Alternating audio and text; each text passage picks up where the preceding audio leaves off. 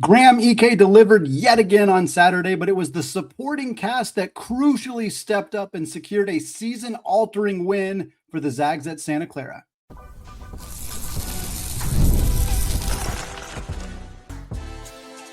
You are Locked On Zags, your daily podcast on the Gonzaga Bulldogs. Part of the Locked On Podcast Network, your team every day.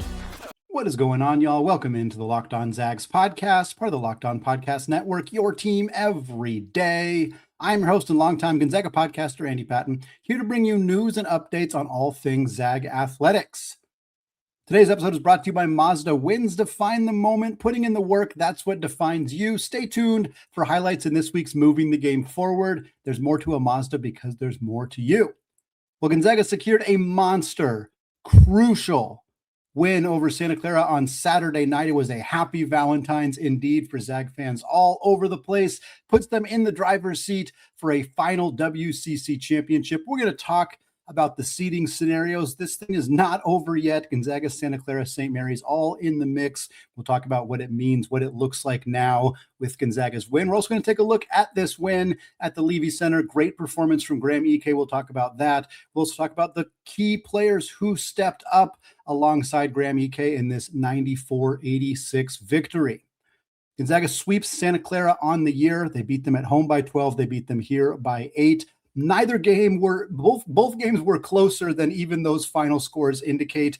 This is a really, really good Santa Clara team, and they played extremely well in both of these games. Gonzaga was able to hang on and get a victory at home thanks to a Herculean performance from Graham Ike, and here on the road, even without Braden Huff. He played in that game back in Spokane on January 8th. He did not play, of course, in this game, and yet Gonzaga still finds a way to get the win. We're going to talk a little bit more about, again, the seeding implications of this, and we'll talk more about Graham Ike in particular in the second segment of this show. I want to note a few other quick things before we get into the good and the bad of this game. Braden Smith played just 7 minutes at the very beginning of the game, and he did not start the second half. Mario Saint-Superi started in place of him and then played pretty much the entire second half. Smith did not return to the game.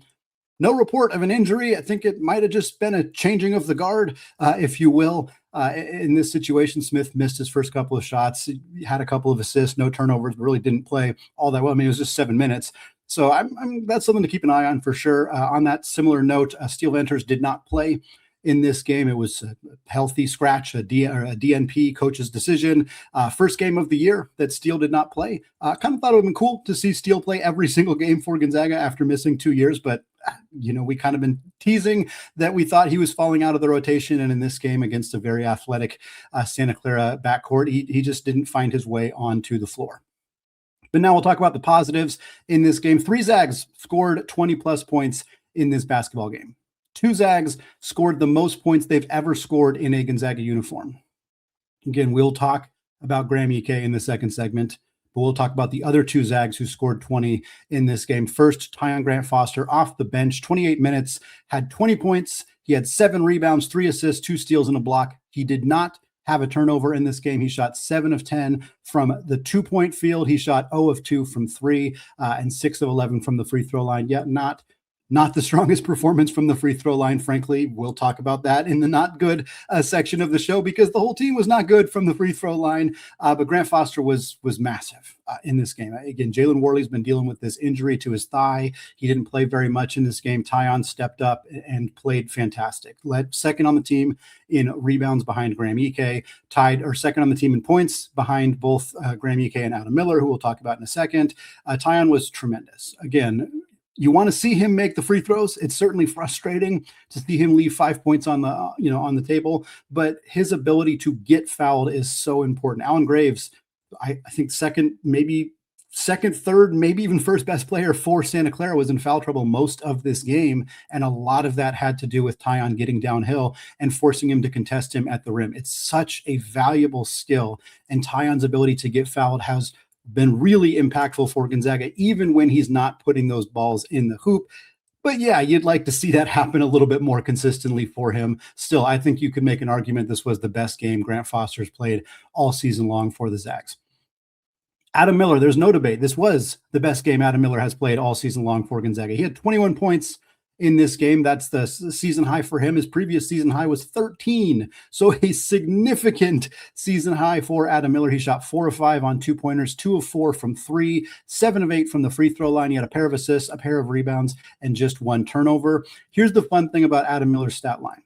33 minutes into this basketball game, Adam Miller had scored 5 points, which kind of feels about where he's been at, these last few games. He's been scoring, in the 4 to 8-ish point range throughout the year. So it didn't feel that unusual.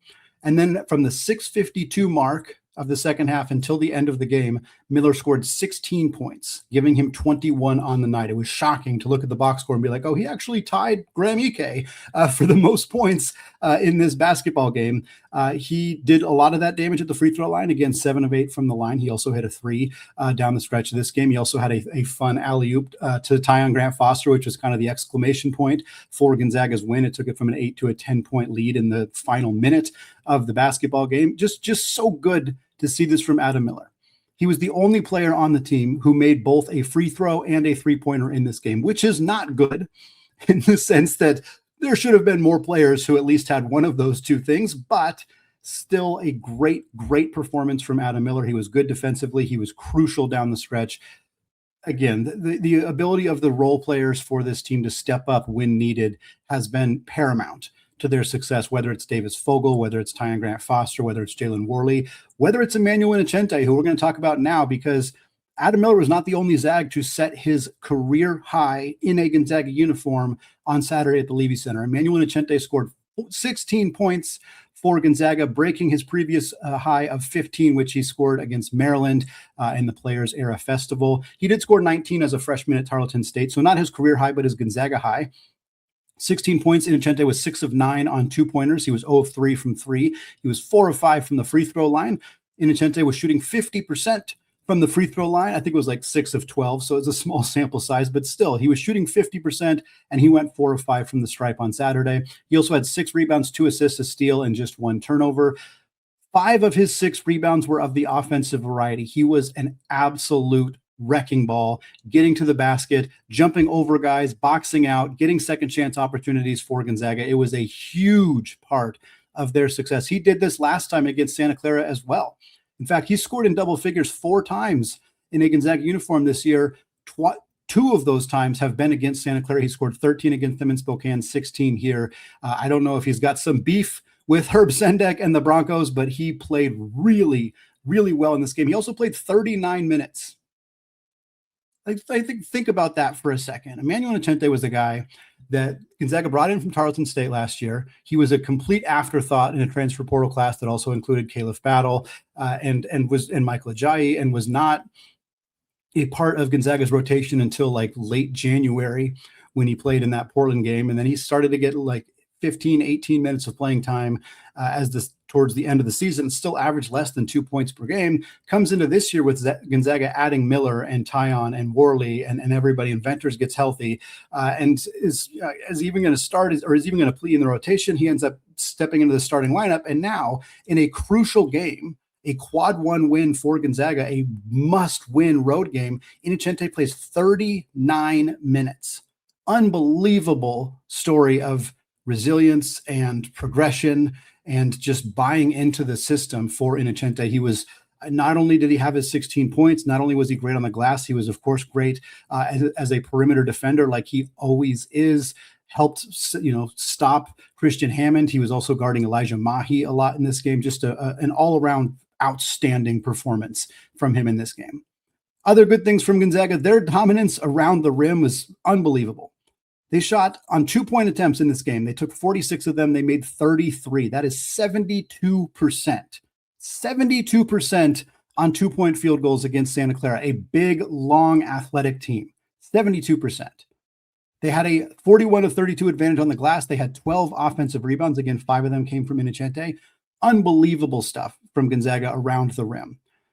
Switching over to the bad stuff, they were not good offensively in any other way in this game. They scored 94 points, which feels crazy to complain about their offense, but that's how good they were around the cup because they shot 3 of 18 from 3. Not an area of strength. Adam Miller was 2 of 4. The rest of the team was 1 of 14 from distance. Graham went 1 of 3. Mario went 0 for 4 off the bench. Innocenti went 0 for 3. Tyon went 0 for 2. Fogle and Smith each went 0 of 1. In the last 8 games since Braden Huff went down with his injury, we talked about how Huff being out meant less focus defensively on the interior, more of an ability for opposing teams to defend the perimeter. In those 8 games since Huff has gone down, the Zags are shooting 28.1% from 3. It is a major, significant area of concern. And, they beat an NCAA tournament caliber team on the road by scoring 94 points. It doesn't feel like they have any offensive issues, but this will bite them if they do not figure out a way to get better here. Another thing that will bite them significantly is their work at the charity stripe. They ended up finishing this game shooting 19 of 29, which is 66%. That's still not good. But that is almost misleading as to how bad Gonzaga actually was from the free throw line. Again, we mentioned this. Adam Miller went 7 of 8. 7 of 8 from the free throw line. All of those attempts came in the final 5 minutes of this basketball game. The team outside of Miller went 12 of 21. And really, 5 players shot free throws in this game. Adam Miller went 7 for 8. Emmanuel Innocenti went 4 of 5, which is very good for him. Mario St-Superi went 2 of 2. So that's all pretty good. The problem is that Tyon and Graham Ike combined to shoot 6 of 14. Tyon was 6 of 11. Graham, who's a 79% free throw shooter, shot 0 of 3 in this game. So your overall numbers in this game are 66%. And again, we've talked about the free throw shooting before. For Gonzaga, it's not that they have a bunch of bad free throw shooters. It's not that Mark Few doesn't work on free throws in practice. It's that they have one pretty bad free throw shooter, and he gets to the line like for half of Gonzaga's attempts every game. We love that Tyon gets to the line. I will continue to defend that it is crucial for Gonzaga that he is able to do that. But it is frustrating that he shoots barely 60% from the stripe on the year, and it drags down Gonzaga's overall percentage in that spot. The other not so good thing in this game, Ismaila Diani is just, if to put it as bluntly as possible, he doesn't look playable right now. And that is a big issue. Because Graham Ike played most of this basketball game. He played 36 minutes. Diani played 3 minutes. Graham Ike came out of this game when he picked up his 4th foul in the second half. And Few had to be careful and rest him and not bring him back in until the last couple of minutes. And they brought in Diani to kind of give them a bridge to when they could bring Graham back in the game. Diani played 3 minutes and had 3 fouls. And this is the game last year at the Levy Center was when he scored, when he had 9 points, when he shot 4 of 4 from the field, when he had that really, really good game, the Ismaila Diani game. And in this game, he had an assist, he had a steal, but he committed 3 fouls like almost instantaneously. It is a massive problem for Gonzaga. If Graham gets into foul trouble in the NCAA tournament, the Zags might be cooked because they will either have to play small or they will run Ismaila Diani out there for as long as he can stay on the floor, which right now just doesn't look like very long. It's a concern and frankly, something that we got to monitor for Gonzaga going into next year and kind of what they do with their front court, either via the transfer portal or, of course, they got the freshman coming in Sam Funches, because Diani doesn't look like a guy that can be relied upon to play big minutes next year. And I think that was the plan, and I'm not sure what the plan is anymore. Well, folks, we haven't talked that much about Graham Ike's performance. We're going to get more into that in the second segment here. We're going to talk about how he cemented his status as an All-American. We'll also talk about a strong showing from Davis Fogle as well, all coming up here in just a second.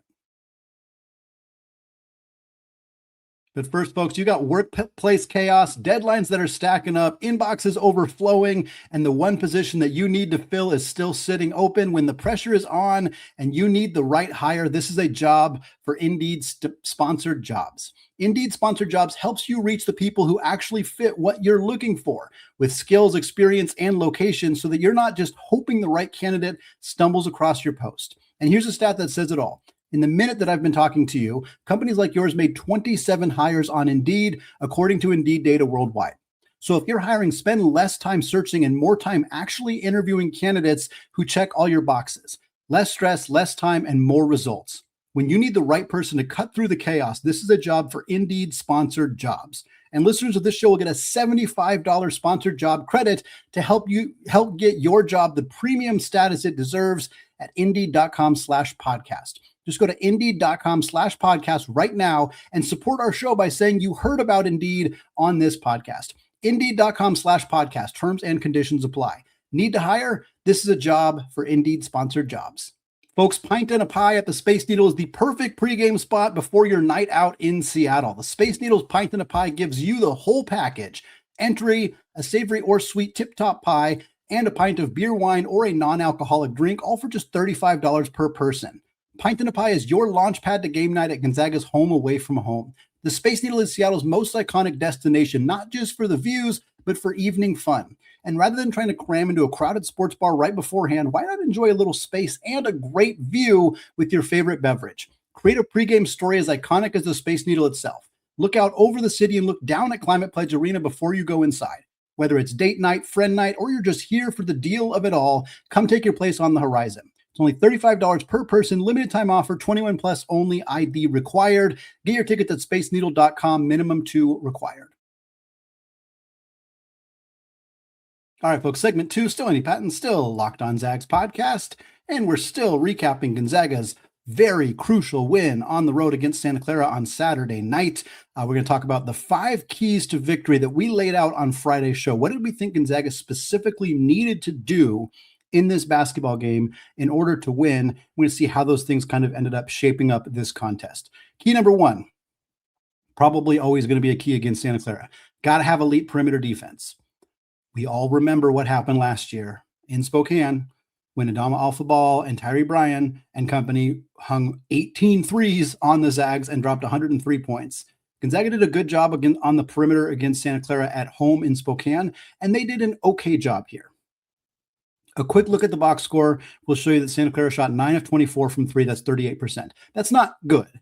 Like 38%, if you told me before the game, hey, Gonzaga is going to let Santa Clara shoot 38% from 3, I probably would have been pretty darn concerned about whether they won that basketball game. But there's a couple other things at play here. For starters, 24 three-point attempts is probably a good result for Gonzaga. This team could easily have gotten up into 30. I think defense from guys like Tyon Grant Foster and Jalen Worley and others kind of prevented them from getting as many looks from 3 as they would have liked. Gonzaga also forced a good number of turnovers, which of course helped limit the amount of shot attempts that the Broncos got. They also didn't get very many offensive rebounds, but realistically, there was like a 4 to 5 minute stretch early in the second half where Santa Clara went on an absolute heater. And other than that, they really didn't shoot the 3 all that well. The percentage is sort of inflated by this stretch of game where they were very good. They shot 4 of 13 in the first half. They shot 5 of 11 in the second half. Obviously, that 5 of 11 is not good, but they made 3 out of 4 in the first 5 minutes of the second half. I think they made 4 of their threes pretty early in the second half, and then were kind of stymied from there. So Gonzaga played pretty good defense in the entire first half. Very bad perimeter defense for about 5-6 minutes in the second half, and then clamped down from there. So it was kind of, again, a little bit misleading. Innocenti was great defensively in this game. Worley, when he was on the floor, was very good. I don't think this was really an area that was that problematic, even though the percentage certainly wasn't ideal for Gonzaga. They did a good job on Christian Hammond. He shot just 1 of 5 from 3. He's their leading scorer. He did not shoot well from 3 in either game against Gonzaga this year. Jake Ensminger made both of his threes. Sash Gavagulov shot 2 of 5 from 3. Elijah Mahi, 1 of 2. So they had some decent performances, but again, when Gonzaga needed to clamp down on them, they got it done. Key number 2 for Gonzaga in this game was to take care of the basketball. Again, they did well at this for part of the game. 3 turnovers in the first half. 2 of those turnovers were in the first 3 or 4 minutes of this game. And then they didn't have another turnover. They only had 1 turnover for the next 14, 15, 16 minutes of the first half. But then they had 6 turnovers in the second half, finished with 9. 9's not bad. They had 13 the first time they played Santa Clara. So to go on the road against a team that does a very good job of forcing turnovers and to have 4 less than you did at home, also in a game without your second leading scorer in Braden Huff, I don't think that's that bad of a result. There was a couple, Mario had a couple of ugly possessions in the second half. He had a blob baseline out of bounds play where he just kind of threw the ball right to Santa Clara. I'm not sure what happened on that one. He whipped a pass over to Adam Miller at about 96 miles an hour that went straight out of bounds. But other than that, I mean, Graham had 3 turnovers. Not really a significant problem for Gonzaga in this game. 6 of their 9 turnovers were steals by Santa Clara, but Santa Clara is a team that typically gets 6+ steals per game. So it wasn't a ton of Gonzaga making a bunch of stupid mistakes and turning the basketball over. I thought, again, in a game that's pretty high-paced, where both teams scored over 85 points, only turning the ball over 9 times feels like a pretty solid result for the Zags. Key number 3, and this is the thing we haven't really talked about yet on this show, Key number 3 was to let Graham cook, and cook he did, especially in the first half. Graham Ike finished this game with 21 points, 15 rebounds, 4 assists, and a block. He was 9 of 12 on 2-point attempts. He was 1 of 3 from 3. He played 36 minutes. The vast majority of his damage came in the first half, as he has done over these last 6 games. Graham threw this team on his back and carried them to a victory. But thankfully, when his body was starting to go, when he was in foul trouble, when he needed somebody else to step up, that's when Tyon took over. That's when Adam Miller took over. That's when Innocenti took over. Because Graham did so much work in the first half to keep this Gonzaga team afloat. They had a 5-point lead at halftime. That was their largest lead of the first half. They were down as many as 8. The only reason they were in this game at halftime is because of Graham Ike. He had 17 points and 8 rebounds. As I think Corey Washington on the broadcast said, you make the NBA if you have a career averaging 17 and 8 in college. Graham did it in the first half. Just an incredible performance from him. He hit a 3 to tie the game at 24 all and blew a kiss to the Santa Clara crowd that was giving him all sorts of energy all game long. He blocked Christian Hammond's shot off the backboard and hit him with a Dikembe Mutombo finger wag. He was raising his arms like this, trying to get the crowd cheering louder and louder every time that they were booing him or booing the Zags. He was fired up in this basketball game. He got called, or there was a foul called when he had the ball. Usually he stops. You stop when that happens. He took one extra step and just threw down a hammer dunk. Anyway, he was ready to go in this basketball game, and it was amazing to see. Foul issues kind of prevented him from having as big of an impact in the second half. He only had 4 second half points, but he had 7 rebounds in the second half. He also played very good defensively in this game. Again, 4 fouls is not great, but in 36 minutes, you'll take that from him. After the game, Mark Few said definitively, Graham Ike should be an All-American. He's like, I know we're infatuated with the freshman class, but Graham Ike delivers night in and night out. He's absolutely right. It's going to be criminal if Graham Ike isn't at least a third-team All-American. Frankly, he should probably be a second-teamer. But if he's not third-team, there's going to be some riots in Spokane because he absolutely belongs in that conversation. And while this wasn't his highest scoring performance, it was another testament to how great and crucial he is for this team. Key number 4 for Gonzaga in this game was to get out to a quick start and take the crowd out of it. They didn't really do that. And they struggled to do this a lot on the road. They were down 7-2 in the first 2.5 minutes of this game. They were down 9-4 at the first media timeout. At that time, the Zags were 2 of 6 from the field, had been out-rebounded 7-1. Every single Santa Clara starter had a rebound. The only rebound Gonzaga had at this point was by Graham. This is a trend we've seen where Gonzaga gets massively out-rebounded earlier in the game. I don't know why this has happened a couple of times in a row now, but it was a big part of the early part of this game here. Zags ended up starting 2 of 8, ultimately 4 of 12 from the field. They were down 17-9 at the under 12 media timeout. Obviously, they got back into the game, eventually got a 5-point lead heading into halftime, and then Santa Clara immediately erased that lead in the second half. They jumped out to a 10-5 start in the second half. I think at one point it was 21-11, and it was still tied, and then Gonzaga finally got going. So they won this game. They adjusted well in both halves, but did not get off to a quick start, and certainly did not take this crowd out of it, which is a testament to how energized this crowd was at the Levy Center on Saturday night. Key number 5 for Gonzaga was to unleash the Davis Fogle. Fogle played less than a minute in this game on January 8th back in Spokane, but that was a game with Braden Huff in the mix. When Huff went down with his injury, Fogle became a key regular part of Gonzaga's rotation, and he's held on to that part. And we thought, hey, maybe in a game against a team that hasn't seen him yet, that has seen, that has scouted this team very well, but hasn't had to face him, maybe he'll kind of be a big impact player in this game. And he was good. He was fine. He wasn't a super impactful player in this game, but he had a stretch late in the second half that was really important for Gonzaga. All told, in the game, he played 14 minutes. He had 6 points, 2 boards, 2 assists, and a steal. He was 3 of 5 from the field. Again, that's a good game. There's no debate about that whatsoever. That is a good, productive game in 14 minutes. He also, his 2 assists were both really nice passes to Graham Ike. I mean, really. We've talked so much about how much he has improved defensively this year. I don't think it gets talked about enough how much he has improved as a passer this year and how valuable of a skill that is for him to be developing heading into his sophomore season. The great kind of sequence for Fogle was, again, around that. I think the 6 or so minute mark, or it was a little later. It was earlier now, 10-ish minute mark in the second half. He had his assist to Graham Ike, and then he attacked off of a pick and roll, got downhill, scored an easy lay-in at the rim, and then stole a pass less than 2 seconds later, Santa Clara was kind of just lackadaisically bringing the ball up the court. He stole a pass. He got another lay-in at the rim. So he scored 4 points with an assist to Graham, 6 points in like a 2-ish minute period of time. Those last 4 coming within about 30 seconds of each other. That last bucket gave Gonzaga a 61-60 lead.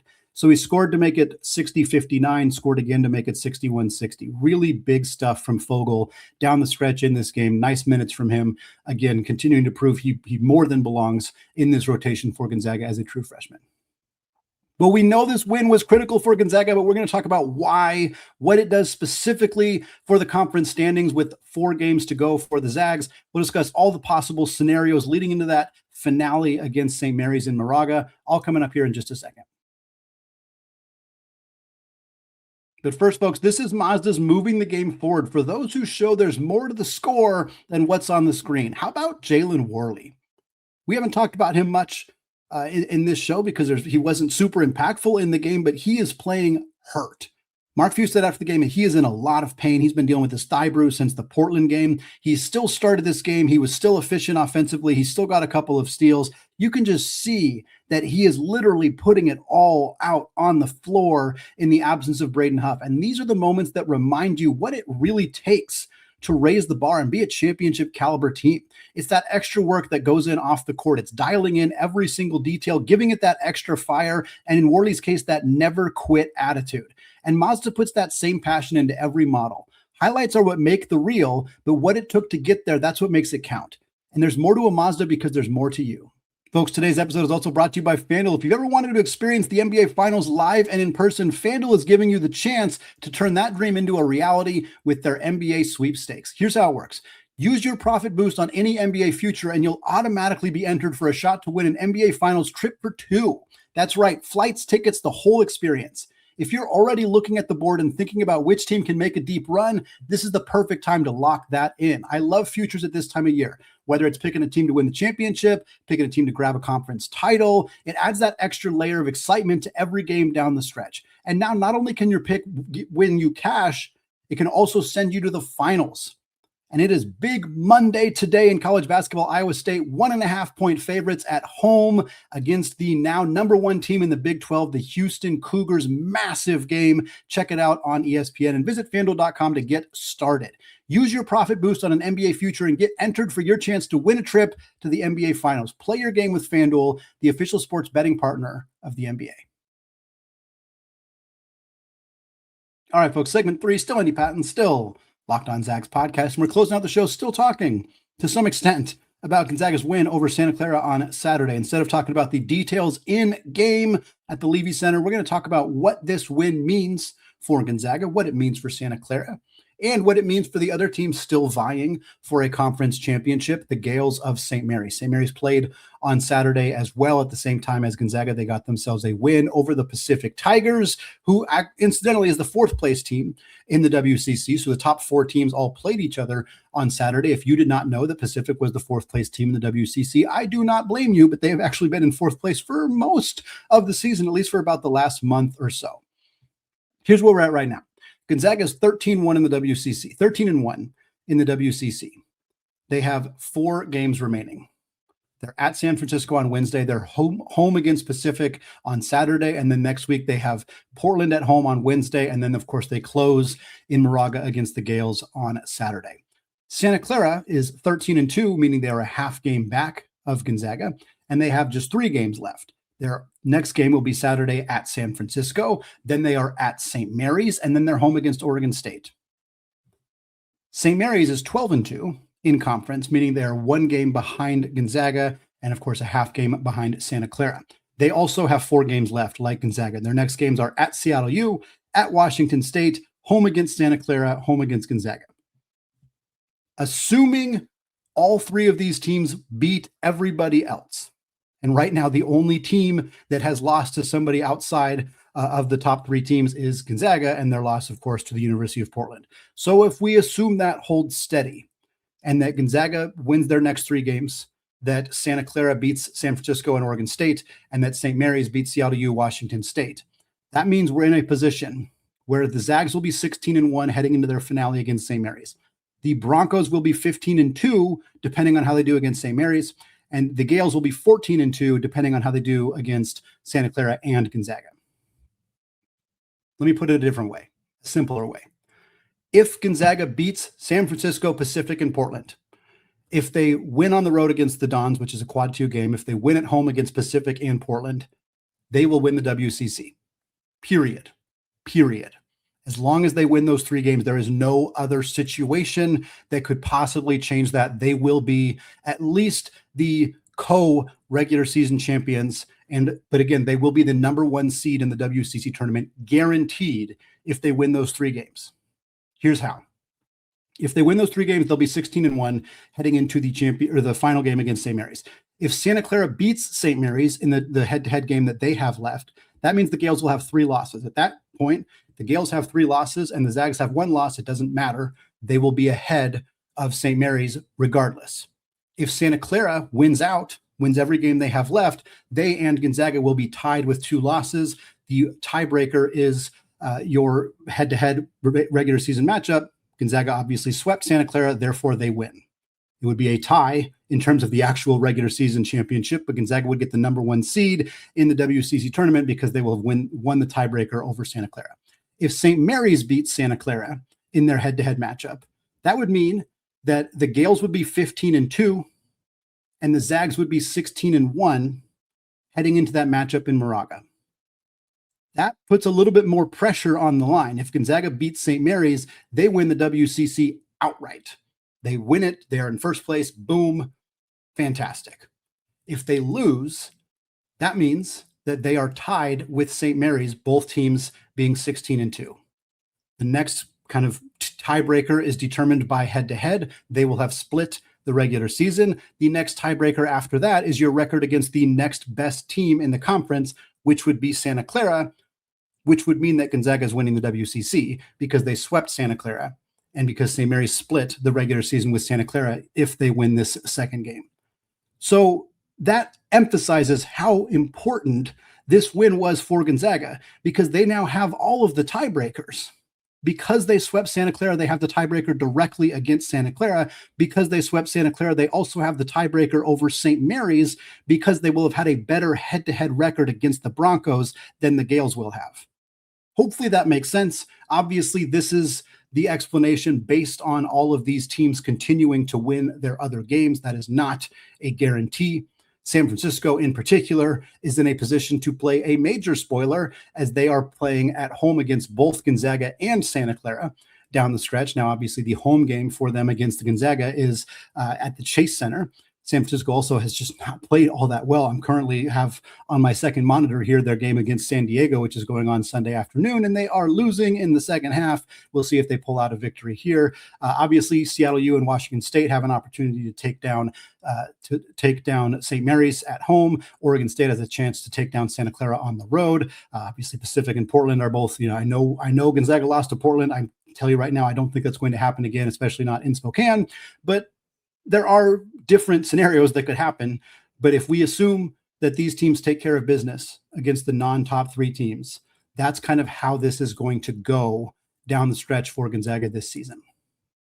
The Zags are also now 6-1 in quad 1 games. We'll talk more about their quad record and the net and everything like that on Tuesday's episode of Locked On Zags. But I wanted to mention that because Arizona State climbed in to the quad 1 territory, which means that Gonzaga's win against them way back in mid-November is now a quad 1 win. This win over Santa Clara is a quad 1 win. So as much consternation as there was the last 2 years about Gonzaga's quad record, it's nice to be sitting here on February 16th as you're listening to this and Gonzaga have a 6-1 record in quad 1 games. That just feels darn good. I got to tell you, it's a great way to start a week when you got that record.